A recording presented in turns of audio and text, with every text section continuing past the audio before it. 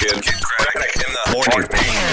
Hey, it's Kellie Rasberry with your Showbiz Top 5. Number 5. Just 2.5 months after the papers were filed, there was no wishy-washy back and forth. Should we, shouldn't we? Eva Longoria and Tony Parker are officially divorced. Number 4. The SAG Awards were held last night, and just like at the Golden Globes, walking away with the big wins were Natalie Portman for Black Swan and Colin Firth for The King's Speech.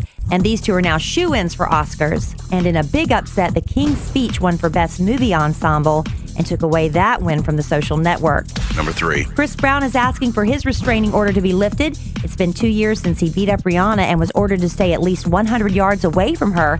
But the Grammys are coming up February 13th. Rihanna's nominated for 6. Chris got 3 nominations. It will be next to impossible to make sure Chris stays at least 300 feet away from her during the ceremony and the red carpet. So Chris's legal team is confident the judge will grant his request since he's met all the terms of his probation and he's been a model citizen since then. Number 2. After 3 months of treatment for undisclosed emotional and physical issues, Demi Lovato has checked out of rehab near Chicago and is back home in LA.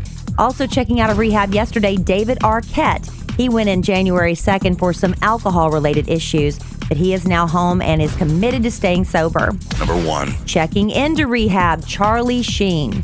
That means production of 2.5 Men has come to a screeching halt.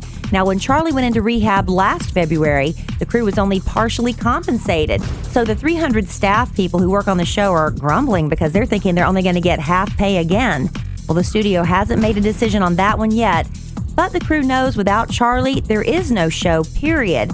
So they wish him the best, and they're keeping their fingers crossed they get paid.